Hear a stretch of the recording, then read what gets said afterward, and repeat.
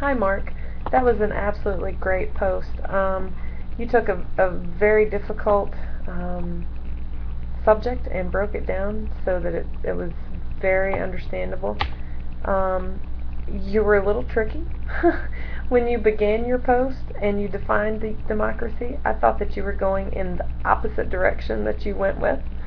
Um, as you began to describe democracy, I was like, oh yeah, look, somebody else who is in the same group as I am, that Islam and democracy might actually work.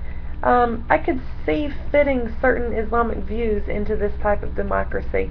Like when you indicated that deep democracy entails respect for the rule of law, I thought, now Islam requires respect for the rule of one sovereign who makes law, God, of course.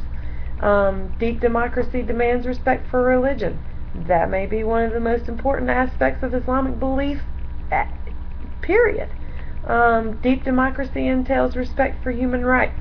We learned from our reading this week that Islam, even in times of war, expects fair and gentle treatments of their captives and denounce violence toward women and children.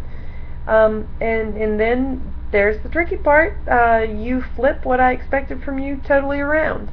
In doing so, you made an excellent point that history and proof is there, that democracy has been tried and has not come out true, that it just doesn't fit with Islam, that it's not compatible at all. But like I've said in one of my other posts earlier today, maybe I'm just a dreamer, but I'm going to have to disagree.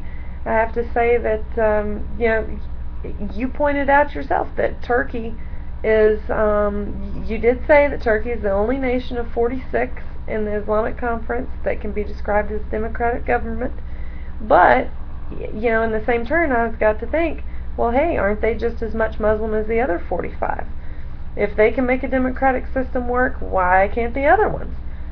Maybe they haven't evolved as much, maybe they haven't modernized as much, maybe they're not as tolerant, maybe they have a different belief system. Are there different levels of Islamic belief? Are Muslims like Christians in that there are that there are denominations of sorts, different groups that believe and worship the same in part, but have slight differences that make them so very, very different. I wonder, is this what's going on with nations like Egypt who are Muslim and who do follow Islamic beliefs, however they're able to make democracy work? I don't know. So maybe one of our classmates will know, or maybe you know the answer to that question. Thanks again for your post.